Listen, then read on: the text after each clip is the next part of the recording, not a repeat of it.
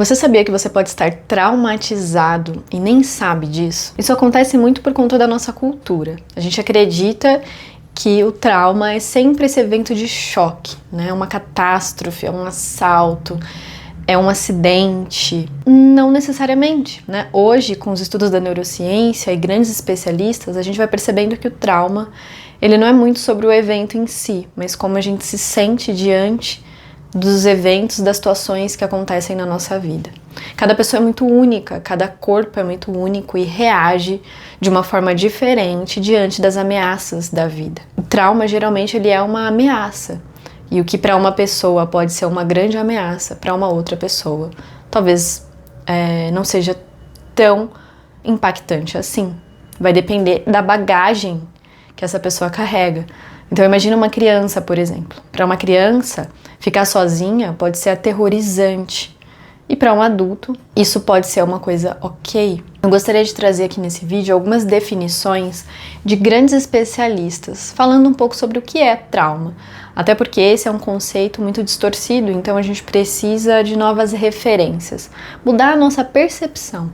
Mudar essa percepção pode nos ajudar a ser mais compassivos com a gente mesmo e conseguir processar esses traumas de uma forma muito mais gentil com o nosso processo. Um dos grandes especialistas em trauma é o Gabor Maté.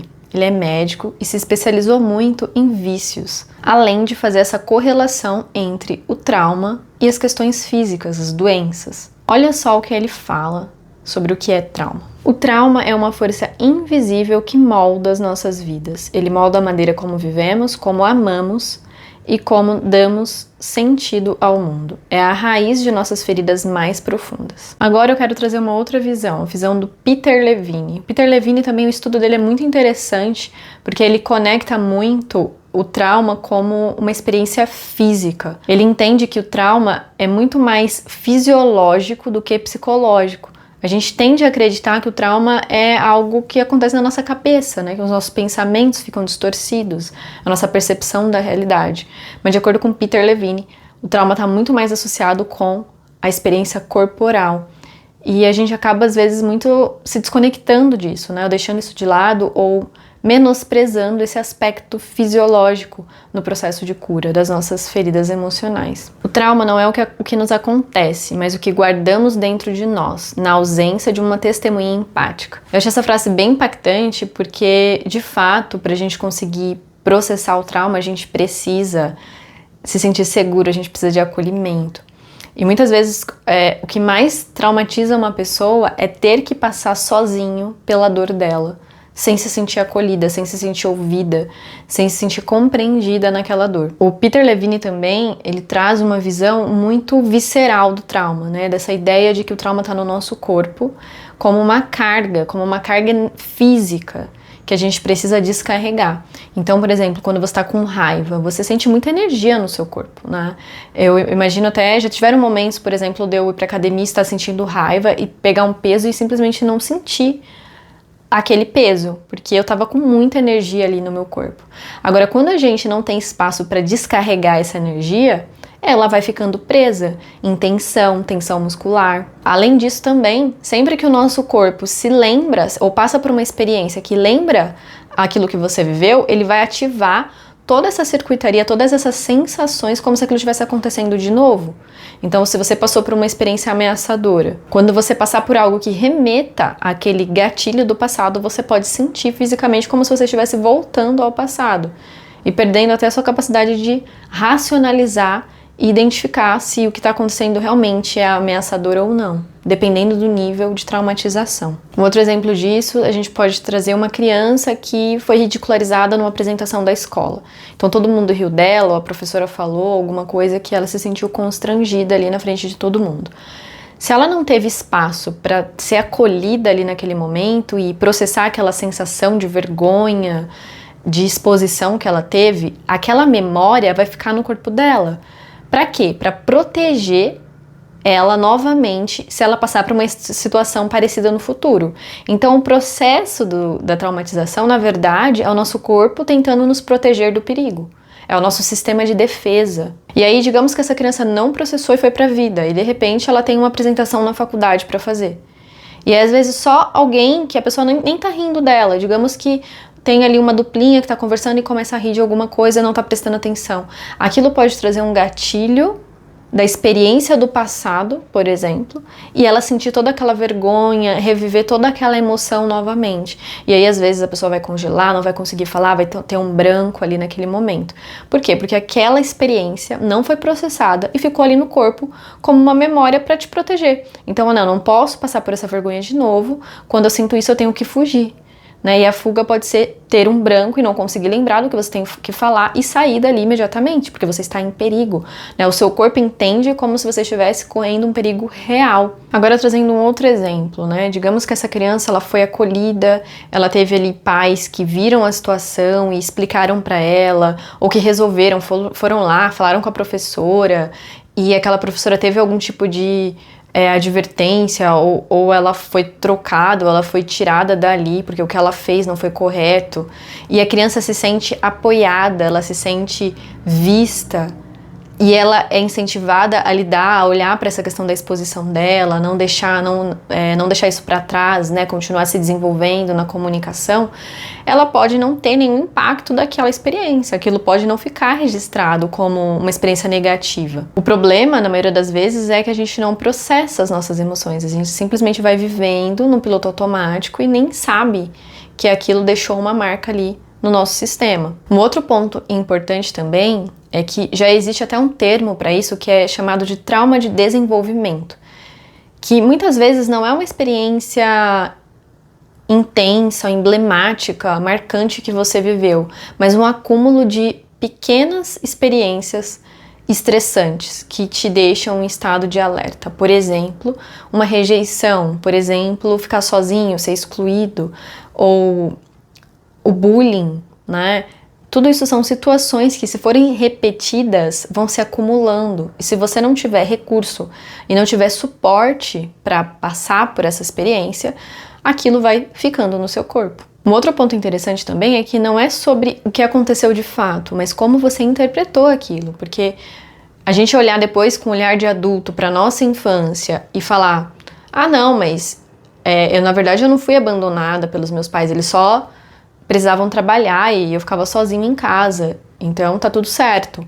Só que para a criança, no momento em que aquilo aconteceu, ela pode ter registrado como abandono. Vão ter crianças que vão registrar dessa forma, vão ter crianças que vão registrar de outra forma. Ou se cronicamente, ao longo de toda a sua infância, adolescência, você presenciou muita escassez, ou você presenciou muita discussão, muita briga, tudo aquilo deixa uma criança em estado de alerta, né? O sistema nervoso dela de defesa vai se ativar para que ela consiga se defender, porque aquilo é ameaçador para o sistema nervoso de uma criança. E ela não tem muito recurso para se defender.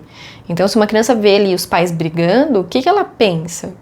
Que a sobrevivência dela está em jogo. E aí imagina você viver isso cronicamente e depois isso não passa, você não tem um alívio, né? Você só tem o estresse. Esse estresse vai se acumulando, se acumulando, se acumulando. E aí às vezes você vai estar no emprego e de repente um chefe grita com você, ou um namorado, ou em alguma situação, você revive toda aquela experiência do passado. E você reativa também os mecanismos de defesa que você teve ali no passado para se defender. E às vezes é fugir, às vezes é se esconder, às vezes é gritar também. Às vezes o mecanismo que você usou foi ficar tentando apaziguar, então você ficava tentando contornar a situação ou querer resolver o problema dos outros, pegando muita carga para você. Cada pessoa vai construir ali um mecanismo para lidar com os desafios. E muitas vezes esses mecanismos, eles são disfuncionais. Imagina a criança que era sempre rejeitada. Ela ia para a escola, ela ficava de canto, ninguém falava com ela. O que ela aprendeu ali a fazer para lidar com aquele desconforto, muito provavelmente vai ser o mecanismo de defesa que ela vai ter ao longo da vida dela. Então ela se escondia, ou ela ficava fazendo de tudo para agradar, para ver se as pessoas gostavam dela. Então agora eu vou falar sobre alguns sintomas que você pode ter que podem ser um sinal de que você está traumatizado. A procrastinação é um exemplo disso. Quando você sabe exatamente o que você tem que fazer, você sabe que aquilo vai te fazer bem, você sabe que aquilo é importante, mas você simplesmente não consegue fazer. Claro que podem existir outros motivos por trás disso, que são hábitos, né? Você não está se alimentando direito, às vezes você pode ter um tipo de neurodivergência que te impede de conseguir executar alguma coisa, mas se você já olhou para tudo isso, né, e ainda assim você não consegue fazer essas coisas porque vem um medo muito grande, um sentimento de incapacidade, isso pode estar relacionado com trauma, pode ser uma resposta de congelamento, ou se você é uma pessoa que qualquer coisinha você explode, tudo te irrita, você fica sem paciência, isso pode ser um sinal de que você já está sobrecarregada, você já está carregando muita coisa. Dores crônicas, tensão, bruxismo, tudo isso pode ser sinal de que você está com uma sobrecarga no seu sistema. E como eu te falei, o estresse, ele não necessariamente vem de um evento catastrófico, né? Essa sobrecarga no nosso corpo, como o Peter Levine fala, vem de você tá o tempo todo no modo de ativação no seu sistema nervoso. Hoje, por exemplo, uma coisa que pode te colocar nesse estado é você se preocupar com o boleto que você tem que pagar, é você ter que lidar com uma dificuldade de colocar limites no seu relacionamento, você não consegue colocar limite e aquilo te estressa, ou uma apresentação que você tem que fazer, ou algo novo que você está aprendendo, que está sendo difícil e está te estressando, ou as demandas da vida mesmo, de você conseguir dar conta de tudo que você tem que fazer. Não necessariamente o estresse vem só de eventos, de marcas emocionais muito intensas, porém, pessoas que têm um histórico de trauma no passado, elas vão ter menos tolerância ao estresse.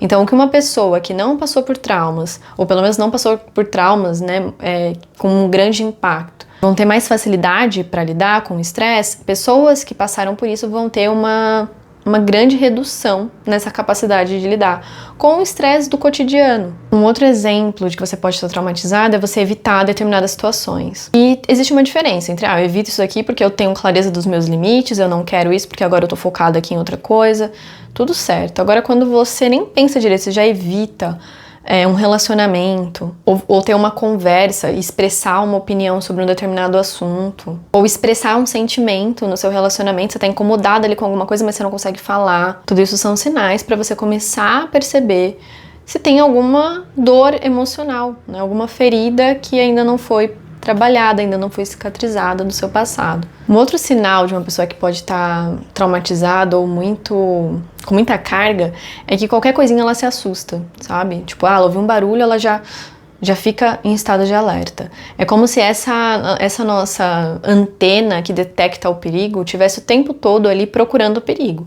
Isso serve para nos defender. Só que quando a gente está traumatizado, quando a gente está com muita sobrecarga, especialmente quando a gente está fora da nossa janela de tolerância, a gente acaba reagindo de uma forma exagerada a pequenos estímulos. Tem até um vídeo que eu vi do padre Fábio de Mello, no momento em que ele estava enfrentando crise de pânico, que eu acho que ele chegou num hotel, e aí, eu não sei se ele ouviu um barulho, ou alguma coisa soou ameaçador para ele, que o primeiro impulso dele foi se esconder embaixo da cama. E de repente tive um sintoma muito semelhante ao que eu tive há 2 anos atrás, quando eu fui diagnosticado com síndrome do pânico. E ali, Poliana, eu já não senti vontade de sair do avião. Aí, para descer do avião, ali mesmo, sentado, eu já peguei o medicamento que eu já tinha dentro da bolsa, tomei, desci, já entrei dentro do hotel num estado de desespero, de mal-estar, mas o remédio fez o efeito, passou. Mas quando eu cheguei a segunda-feira em casa, que eu desci do carro que me levou, eu desabei. Que às vezes eu me pegava me escondendo debaixo da cama. Nossa! Tamanho pavor que eu sentia. E quando a gente olha para uma situação dessa, a gente pensa, isso não faz sentido racional. Mas na hora do gatilho, né, a energia de defesa vem de uma forma automática. A gente não para pensar. Então esse susto, nossa, me assustar com facilidade, isso é um sinal para você começar a se observar. Não quer dizer que eu me assustei, então eu tô traumatizada. Não, é você observar a frequência disso, se você se assusta com muita facilidade. Isso pode ser também mais um sinal de que o seu corpo está precisando relaxar, de que o seu corpo está precisando se sentir seguro. Agora nós vamos falar sobre como lidar com tudo isso, com todos esses sintomas, como lidar com a traumatização? Eu acredito que o primeiro passo para lidar é reconhecer, né? É se perceber, reconhecer as suas sensações, perceber os seus sintomas, perceber os sinais que o seu corpo está te dando. Porque muitas vezes a gente fica fugindo ou se anestesiando para não olhar para as nossas sensações, para não se conhecer, para não se perceber. E tudo bem até certo ponto, isso é um mecanismo de defesa válido, só que se a gente fica fazendo isso o tempo todo, a gente não muda o padrão. Então, primeiro passo, reconhecer. O segundo ponto, que é muito importante também, é você acolher o seu processo. É você entender que todos esses sintomas, todas essas reações, às vezes exageradas, que você interpreta dessa forma, são, na verdade, tentativas do seu corpo de te manter vivo, de te manter seguro, de te proteger de um possível perigo. Então, se você coloca mais pressão no processo, do tipo, não, eu tenho que desativar isso logo, eu tenho que parar de reagir assim, você está colocando pressão num sistema que já está pressionado. Quando eu coloco mais pressão, o que vai acontecer? Eu vou ficar mais ativado. Então, para que você consiga desativar esse sistema de luta ou fuga, você precisa do oposto. Qual que é o oposto do medo? É a segurança. Então, você precisa ensinar o seu corpo a se sentir seguro. Isso é um processo, até você reconhecer o que te traz segurança. Às vezes, pessoas passaram por experiências tão difíceis que elas nem sabem como é se sentir seguro. Elas não sabem como é essa sensação de relaxar, de conseguir relaxar o corpo. Cuidado com a culpa, porque a culpa, ela coloca você nesse ciclo vicioso de cobrança e de sobrecarga e de estresse. Então, quando você acolhe e fala, ok, eu reagi assim porque o meu corpo não se sentiu seguro, o que eu posso fazer num outro momento para me sentir mais segura nessa situação? Ou como eu posso processar isso? Porque às vezes você vai ter que olhar para aquela experiência que foi difícil para você, para quando aquilo começou. Então hoje talvez você esteja reagindo num relacionamento, na hora de colocar um limite, por conta de uma experiência que você passou lá no passado. Então você vai ter que aprender, né, a colocar esse limite de uma forma que você consiga se sentir segura. E isso vai acontecendo aos poucos. Então, se você só falar, não, agora, a partir de agora eu já tenho que colocar todos os limites, você vai colocar mais carga no seu sistema. Até para você aprender a colocar limites, você tem que respeitar o seu tempo, você tem que respeitar o seu processo. Um outro ponto para lidar com o processo de traumatização é criar um espaço seguro. Então, buscar por ferramentas profissionais que, primeiro, entendam de trauma, que possam te guiar, que possam acolher o seu processo num ambiente seguro. Você não precisa querer cutucar a sua ferida de uma vez, às vezes. Para algumas pessoas pode ser mais leve, porque às vezes o trauma dela não é uma coisa tão intensa, não é uma coisa que desregula ela completamente, mas que é um incômodo ali. Agora, se você tem algo muito profundo para processar, é importante que você faça isso com paciência, respeitando o seu corpo, respeitando os seus limites, e antes de querer cutucar a ferida, que você possa criar esse ambiente seguro, onde você sente que você tem suporte, onde você sente que você tem tempo, que você tem capacidade, recursos para lidar com a desregulação que pode acontecer ali quando você for falar ou tocar nesse assunto. Que seja alguém que possa acolher a sua vulnerabilidade sem te julgar, sem te culpar. E criar esse espaço seguro tem a ver com suas relações também, as pessoas que você convive, se essas pessoas têm capacidade empática de acolhimento. Às vezes os profissionais da saúde, uma pessoa que ela já está sobrecarregada, estressada, traumatizada, às vezes uma coisa que é pequeno, aparentemente pode ser muito estressante para ela. Então às vezes você vai num dentista e ele invalida ali um limite seu, ou você vai num professor de dança e ele fala para você fazer uma coisa que você não quer fazer, aquilo pode soar como uma invasão e você ir se retraumatizando e você ir revivendo aquela dor novamente. Então você estar num ambiente com pessoas profissionais em todas as áreas que são capazes de te respeitar, de te acolher, é muito importante no processo de trauma. Um outro ponto importante também é você buscar por práticas corporais, conectar com o seu corpo, fazer movimentos também. O yoga é uma prática que ajuda muito, pilates, yoga, dança, tudo isso pode ser muito benéfico para a gente soltar também do nosso corpo essa carga que ficou registrada. Então já aconteceu, por exemplo, numa prática de yoga, eu senti que eu liberei uma emoção e vi tipo uma vontade de chorar, ou uma liberação, eu senti uma profunda gratidão, um estado de êxtase durante uma prática, isso também pode acontecer, porque existe uma conexão entre o nosso corpo e as nossas emoções. Processar o trauma está muito ligado com gerar segurança. E para a gente gerar segurança existem muitas ferramentas, existem muitos caminhos. A gente pode construir esse espaço seguro. Lembra, o trauma é aquilo que você não deu conta, é aquilo que foi muito aterrorizante para o seu sistema nervoso. Então eu preciso mostrar para o meu corpo que ele está em segurança. Um outro ponto muito importante também é tomar cuidado com quem você abre a sua vulnerabilidade. É importante você se abrir com pessoas que têm capacidade empática, de acolhimento. Porque mesmo, muitas vezes, até um profissional da saúde, um terapeuta, um psicólogo, ele pode invalidar a sua dor sem nem perceber que ele está invalidando. E por que isso acontece? Porque às vezes a gente tem esse impulso, quando alguém traz um problema, a gente querer salvar, a gente querer resolver, a gente querer dar uma solução para a pessoa. E às vezes o que uma pessoa que está traumatizada precisa não é de trazer uma solução, é de sentir que a dor dela está sendo vista, é de se sentir validada, é se sentir acolhida. E aí quando ela sente esse acolhimento, ela mesma consegue processar e racionalizar, entender o que aconteceu ali naquele evento que pode ter causado uma dor. Respeitar o seu tempo, porque você não precisa falar das suas feridas, das suas dores, quando você não está se sentindo segura ou pronta para isso. Às vezes tem um ponto da sua vida que você não se sente confortável de falar com alguém. Às vezes até num processo terapêutico tem pessoas que levam meses para conseguir tocar num ponto e falar e se abrir sobre um determinado assunto. E tá tudo bem, é muito importante você respeitar o seu tempo para isso. E para fechar esse vídeo, eu gostaria de trazer uma reflexão de que o nosso corpo ele tem uma sabedoria inata de processar emoções, uma capacidade incrível de processar emoções. Só que a gente foi muito desconectado disso. Se a gente for parar para pensar, como sociedade, até na escola, não sei se hoje isso mudou alguma coisa, mas pelo menos na minha época que eu estava na escola, a gente não tinha aula de educação emocional, a gente não tinha aula de inteligência emocional. Era tudo muito focado em coisas práticas. Então a gente não desenvolveu essa capacidade de se regular, essa capacidade de sentir, de processar emoções, de falar sobre o que a gente sente. Então isso tudo são habilidades que a gente vai ter que desenvolver depois de adulto muitas vezes. Porém, não duvide da sua capacidade, da capacidade do seu corpo de se curar. Eu poderia falar por horas sobre esse tema, porque é um tema que eu gosto muito de estudar, que eu venho estudando ao longo dos últimos anos.